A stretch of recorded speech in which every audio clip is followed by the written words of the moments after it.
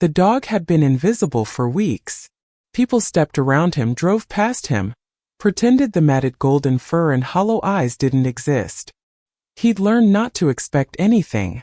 But when the mother cat limped into the street, blood streaking her hind leg, for tiny kittens mewing behind her, he didn't look away. Cars swerved. Horns blared. She froze in the center lane, too hurt to move, too terrified to think. Her babies scattered toward the curb. The dog stepped off the sidewalk. Not toward safety, toward her. He planted himself between the cat and the oncoming headlights, legs wide, body still. A truck screamed past, inches from his shoulder. He didn't flinch. No one had ever stopped for him. But maybe, just maybe, someone would stop for this. All I'm asking is that you hit that subscribe button. Just 1 second of your time is all it takes to make sure brave dogs like him aren't forgotten. Don't let his story end in silence. The dog had been watching the intersection for 3 days. Not because he wanted to, because there was a dumpster behind the coffee shop on the corner, and sometimes, if he waited long enough, someone would toss a half-eaten muffin or a sandwich crust into the alley. He'd learned to time it, mid-morning when the rush died down. He'd learned to stay low, stay quiet, stay out of the way. People didn't like strays. Especially not ones with matted fur and ribs you could count from across the street. He was good at being invisible now. It was easier that way. But then the mother cat appeared. She came from nowhere, or maybe she'd been there all along, hiding like he had, surviving in the margins. She limped into the crosswalk just as the light turned green, one hind leg dragging, blood streaking the asphalt behind her. 4 tiny kittens stumbled after her, barely old enough to walk, mewing in high-pitched panic. The dog's chest tightened. He knew that sound. The desperation in it. The way it clawed at the air, begging for someone, anyone, to notice. Cars didn't slow. A sedan swerved around her. A truck laid on the horn. The mother cat froze in the center lane, her body rigid, her eyes wide and glassy. She tried to move, but her leg buckled. She collapsed onto her side. The kittens scattered, 2 toward the curb, 1 toward the opposite sidewalk, 1 frozen in the middle of the road, crying. No one stopped. The dog had been abandoned outside a gas station 6 months ago, left tied to a post with a note that said can't keep him anymore. He'd waited for 2 days before he chewed through the rope. No one came back. No one ever did. He'd learned not to expect anything. Not food. Not shelter. Not kindness. But this was different. The lights cycled red. The traffic paused. The mother cat's breathing was shallow, her ribs heaving. The kitten in the road cried louder. The dog stood. His legs shook. His stomach twisted. Every instinct told him to stay on the curb, stay safe, stay invisible. But he stepped off the sidewalk anyway. He walked into the intersection, slow and deliberate, and planted himself between the mother cat and the oncoming traffic. His legs widened. His body went still. He didn't bark. Didn't growl. Just stood there. The light turned green. Headlights flared. An engine revved. A truck barreled toward him, horn blaring. He didn't move. The truck swerved at the last second, tires screeching. The driver shouted something out the window, but the dog didn't hear it. His ears were ringing. His heart was hammering so hard he thought it might crack his ribs. Behind him, the mother cat wheezed. The kitten kept crying. And the dog stayed exactly where he was. Because no one had ever stopped for him. But maybe, just maybe, someone would stop for them. The honking started immediately. A chorus of it, sharp, angry, impatient. Drivers leaned out windows, shouting words the dog didn't understand but recognized in tone. Move. Get out of the way. You're blocking traffic. He didn't move. His paws were planted on the warm asphalt, his body a wall between the mother cat and the sea of metal rushing toward them. A minivan inched forward, testing him. He stood his ground. The driver threw up her hands and veered into the next lane. Behind him, the mother cat whimpered. He could hear her trying to drag herself forward, claws scraping pavement, breath coming in wet, rattling gasps. She was trying to reach her kittens. 1 had made it to the curb. The other 3 were still scattered, 2 huddled near a storm drain, one sitting in the road too terrified to move. The dog glanced back. Just for a second, the mother cat's eyes met his. Wide, desperate, pleading. He knew that look. The lights cycled red again. Traffic stopped. But no one got out. No one helped. They just sat there, engines idling, phones out, filming or scrolling or pretending this wasn't happening right in front of them. The dog's legs trembled. He was so tired. He hadn't eaten in 2 days. His shoulder ached from where he'd been kicked outside a convenience store the week before. He could leave. Walk away. No one would blame him. No one even knew he was trying. But then, a car door opened. Not all the way. Just a crack. A woman in the front seat of a blue sedan, halfway down the line of stopped cars. She was staring at him. Really staring. Not through him. Not past him. At him. She hesitated. Her hand hovered on the door handle. The dog could see her face through the windshield. Young, maybe 30, her expression caught somewhere between disbelief and something else. Something softer. She looked at the mother cat. At the kittens. At the dog standing between them and the world. Her mouth tightened. She pushed the door open wider. The driver behind her honked. She ignored it. She stepped out onto the road, one hand braced on the roof of her car, and pressed the hazard button. The lights blinked. Orange, rhythmic, a warning. She took a step toward the dog. He backed up instinctively, moving closer to the mother cat. His body angled protectively. He didn't growl, he'd learned that got him hurt, but his muscles coiled, ready to run if he had to. The woman stopped, raised her hands slowly, palms out. "It's okay," she said. Her voice was quiet, steady. "I'm not going to hurt you." The dog didn't believe her.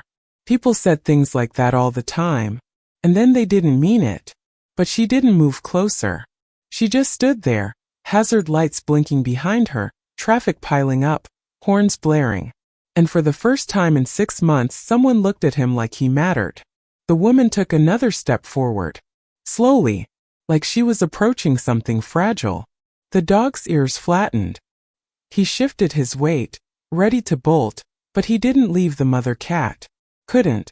She was still on her side, her breathing shallow, her blood pooling dark against the pale asphalt.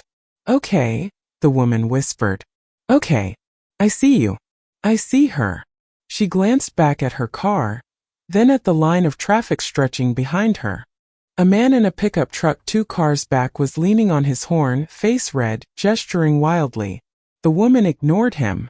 She pulled her phone out, fingers trembling as she typed something, then shoved it back in her pocket.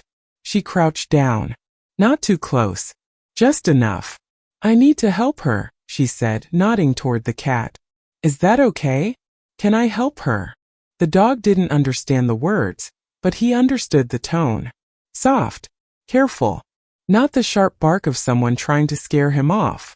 He took a half step to the side. Not far.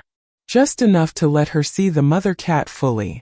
The woman's face crumpled for just a second, something like grief or guilt flashing across it, but she pulled it back together. She looked around, scanning the stopped cars, the growing crowd of onlookers with their phones out. No one else was moving. They were just watching. She straightened up and turned toward the line of cars. "Hey!"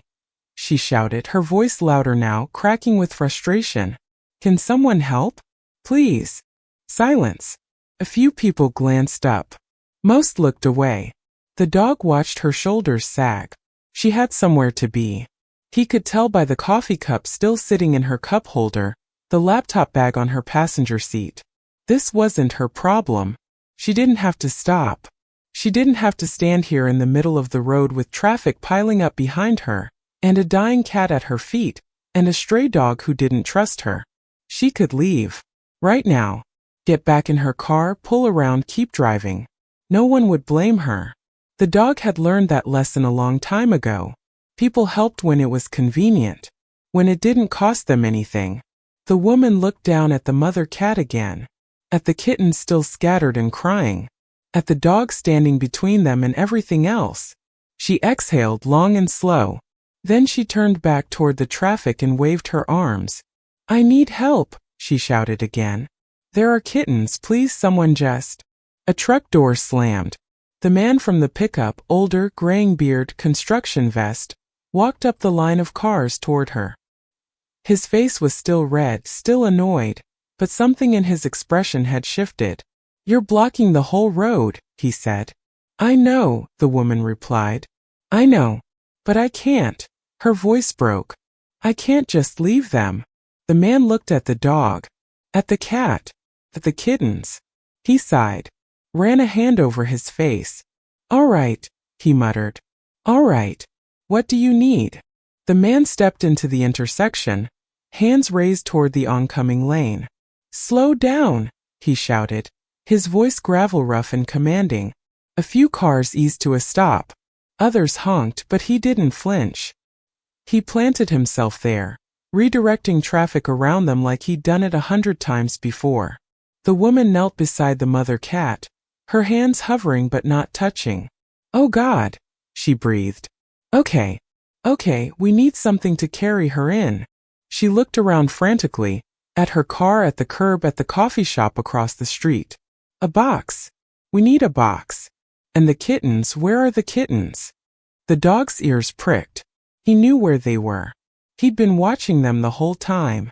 2 were huddled against the storm drain, pressed so tightly together they looked like one trembling ball of fur. 1 was on the far curb, mewing desperately. The 4th, the one that had frozen in the road earlier, was now crouched under a parked car, too terrified to move. The woman stood, scanning the area, her movements jerky with panic. She didn't see them. Not yet. The dog moved. He walked slowly toward the storm drain, his body low, non-threatening. The 2 kittens hissed when he got close, tiny pitiful sounds that barely registered as warnings. He nosed one gently, nudging it away from the drain toward the woman.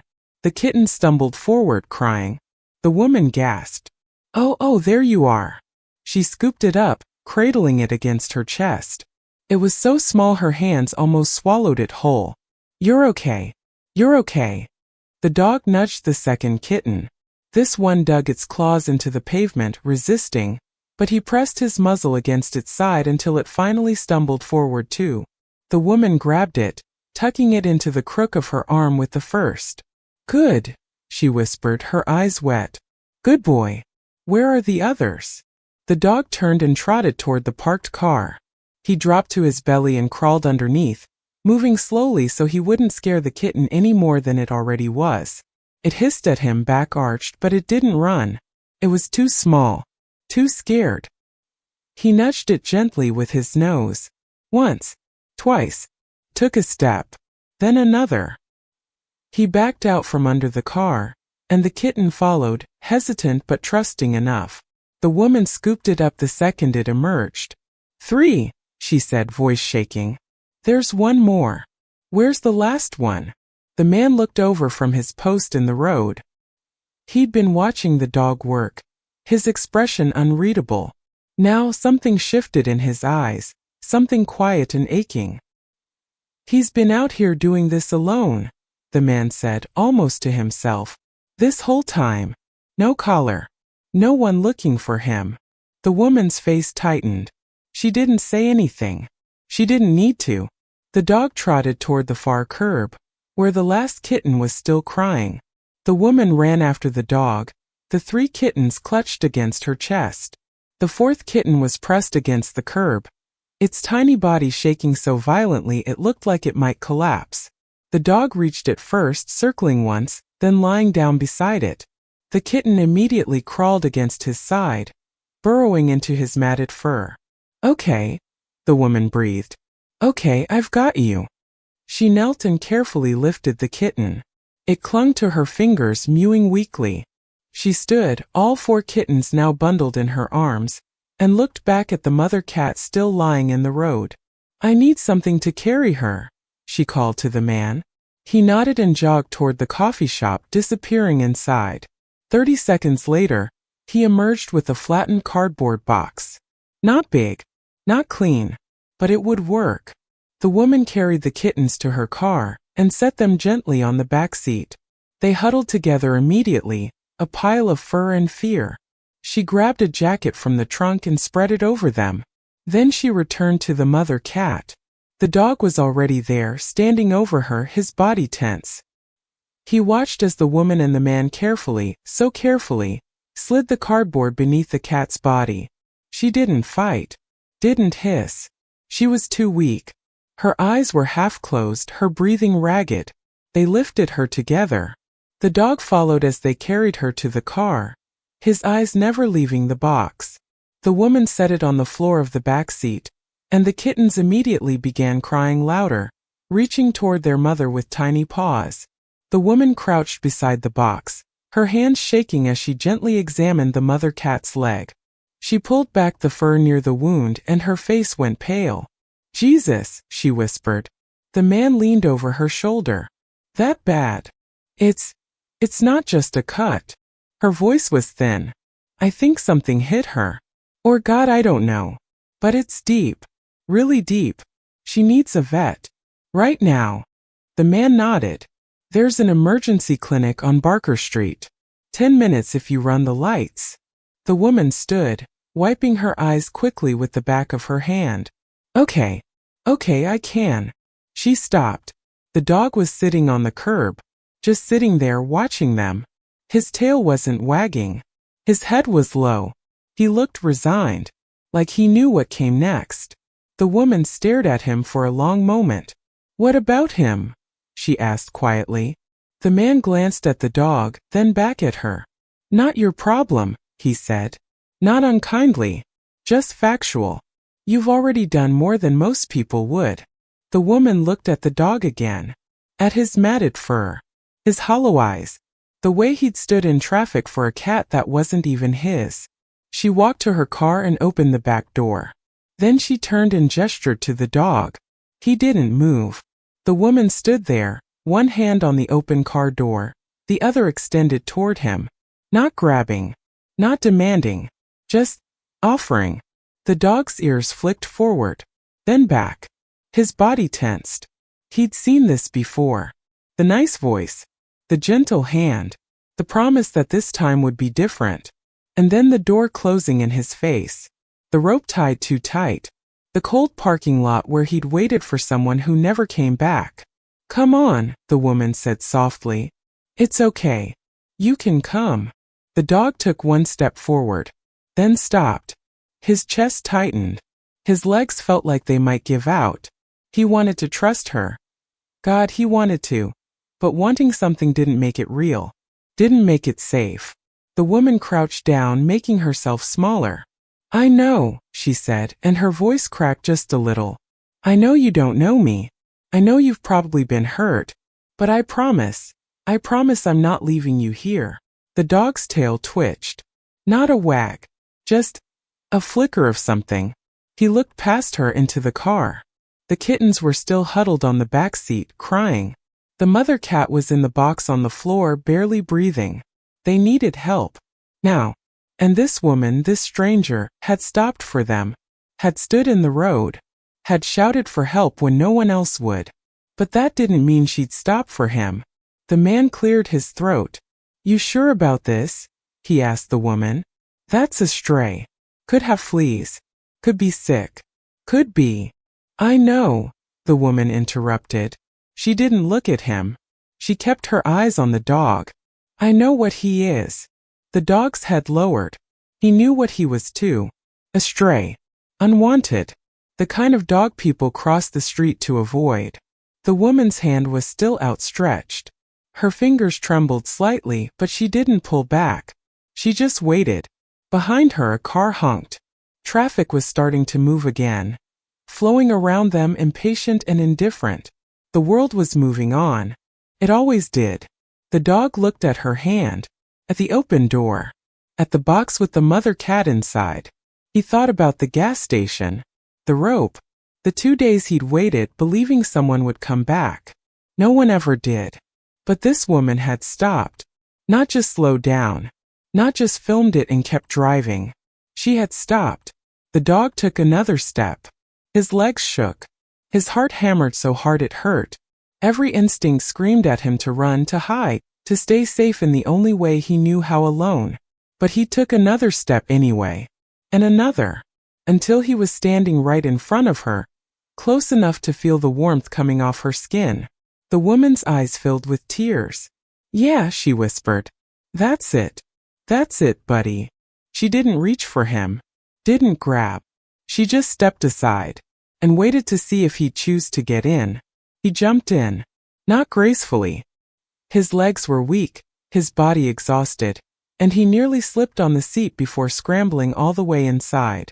The woman closed the door gently behind him, then ran around to the driver's side. The man stepped back, giving her a small nod. She nodded back. No words, just an acknowledgement that something small and fragile had just shifted in the world. And then she was driving. Fast. The dog pressed himself into the corner of the back seat, as far from the kittens as he could get without leaving the car. They were still crying, high-pitched and relentless. The mother cat's breathing was a wet rattle that filled the silence between the kitten cries. The woman kept glancing in the rearview mirror. At the box. At the kittens. At him. "Hang on," she said, to all of them or maybe just to herself. "Just hang on." 10 minutes felt like hours. When they pulled into the emergency vet clinic, the woman was out of the car before the engine stopped. She ran inside, came back 30 seconds later with a vet tech and scrubs, and together they lifted the box with the mother cat and carried it inside. The dog watched from the back seat. The kittens kept crying. The woman came back breathless. She opened the door, scooped up the kittens, and looked at the dog. "Come on," she said. "You too." He hesitated, but she was already walking toward the building, and the kittens were in her arms, and he couldn't just stay here. He followed.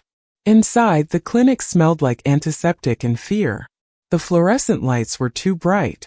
The mother cat was already on a metal table, surrounded by people in scrubs moving quickly, speaking in urgent tones. The woman handed the kittens to a technician who took them into a back room. Then a vet, older, gray-haired, steady hands, approached the woman. "The cat needs surgery," he said quietly. "The wound's infected. We'll do what we can, but it's going to be expensive." The woman nodded, her face pale. "I don't care. Just please." The vet's gaze shifted to the dog, still standing by the door, his body low and tense. "And him." "I don't know," the woman admitted. "He was with them. He saved them." The vet crouched down, examining the dog from a distance. "He's older than he looks," he said softly. "Malnourished. Probably hasn't seen a vet in months, maybe longer. We should check him over." The woman looked at the dog, at his ribs pressing through matted fur, at the scars on his legs, at the way he flinched every time someone moved too quickly. "How much?" she asked. The vet hesitated. "For all of them? Surgery, exams, vaccinations, treatments. A lot." The woman closed her eyes.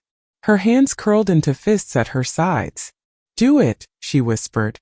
"All of it."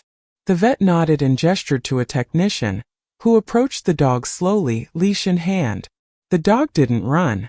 He just stood there, trembling, and let them lead him away. The surgery took 3 hours. The woman sat in the waiting room the entire time, her phone clutched in her lap, her leg bouncing anxiously.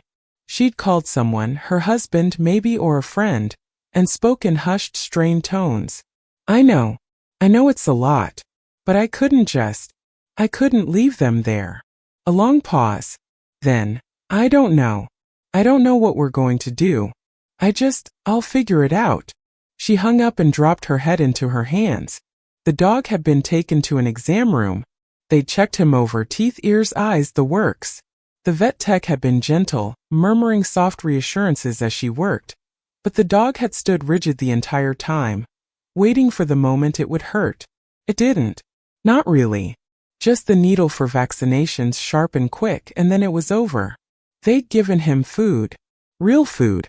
Not scraps or garbage, but actual kibble in a metal bowl. He'd eaten so fast he nearly choked, and the tech had to slow him down, her hand resting lightly on his back. "Easy," she'd said. "Easy, buddy. There's more if you want it." He hadn't believed her, but when he finished the first bowl, she filled it again. Now he was in a recovery area. A small room with a crate, a blanket, and a water bowl. The door was open. He could leave if he wanted to, but he didn't, because next to his crate was another larger one, and inside it was the mother cat. She was sleeping. Her leg was wrapped in clean white bandages, and 4 drip attached to her front paw. Her breathing was steady now. Slow. Peaceful. The kittens were in an incubator across the room, too small, too weak to be with their mother yet. They were still crying but softer now. Tired. The dog lay down on the blanket inside his crate and rested his head on his paws. He didn't sleep. He just watched the mother cat's chest rise and fall. She'd made it. They'd all made it. In the waiting room, the woman finally stood when the vet emerged. His scrubs were wrinkled, a surgical mask pulled down around his neck. "She's stable," he said. "The surgery went well. We'll keep her overnight for observation, but I think she's going to be okay." The woman exhaled, a sound halfway between a sob and a laugh. "And the kittens?" "Malnourished but responding to fluids. They'll need round-the-clock care for a few days, but they're fighters." She nodded, wiping her eyes. "Can I see them?" "Of course." He led her back to the recovery room. She stopped in the doorway when she saw the dog still lying in his crate, his eyes fixed on the mother cat. "He hasn't left her side," the vet said quietly. The woman's throat tightened. She stepped inside, crouching down near the dog's crate. He looked at her, his eyes tired and wary but no longer quite so hollow. "You did good," she whispered. "You did so good." The dog's tail moved. Just once. A single tentative thump against the blanket. The woman stayed until midnight. She sat on the floor beside the dog's crate, her back against the wall, scrolling through her phone. Adoption sites mostly. Rescue organizations. Foster programs. Her thumb moved slowly, pausing on photos of dogs in kennels, their eyes filled with the same wariness she saw in the dog beside her. She stopped on one. A golden retriever mix. "Surrendered due to moving," the caption read. "Good with kids. Needs a home." She stared at the photo for a long time.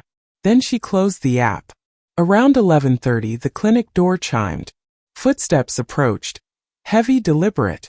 A man appeared in the doorway, tall and broad-shouldered, his face creased with exhaustion. The woman's husband. "Hey," he said quietly. "Hey." She stood, brushing off her jeans. "I didn't think you'd come." "You called." He shrugged, stepping into the room. His eyes moved over the scene, the mother cat in her crate, the kittens in the incubator, the dog watching everything with that same quiet intensity. "So," he said, "this is them." "Yeah." He walked over to the dog's crate, crouching down slowly. The dog's ears flattened, but he didn't back away. The man extended his hand, palm down, not touching, just letting the dog catch his scent. "He's the one who stopped traffic?" "Yeah." The man shook his head, something like disbelief crossing his face. "For a cat." "For all of them." They stood in silence for a moment. Then the man sighed, long and heavy. "You know we can't keep 5 animals." "I know. And we don't have room for." "I know." Her voice cracked. "I know, okay? I know it's crazy. I know it's too much. But I couldn't." She stopped, her throat tightening. "I couldn't just leave him there. Not after what he did." The man looked at the dog again. Really looked. At the scars on his legs. The way his ribs still showed through his fur even after a meal. The way he kept his head low like he was still waiting for someone to tell him to leave. The man reached out slowly and rested his hand on the edge of the crate. The dog sniffed it. Once. Twice. Then very carefully, he leaned forward and pressed his nose against the man's palm. The man's jaw tightened. He closed his eyes for just a second, then opened them and looked at his wife. "We'll figure it out," he said quietly. The woman's breath hitched. Yeah. He stood, running a hand through his hair. "The kittens. Maybe we can find them homes once they're strong enough. The mom too. But him," he looked down at the dog. "He stays." The woman covered her mouth with her hand, tears spilling over. The dog rested his head on his paws, his eyes on the mother cat, his body finally starting to relax. For the first time in 6 months he wasn't alone. If this story touched your heart, don't let it end here. Subscribing or sharing helps stories like his keep being told. Sometimes one person paying attention makes all the difference.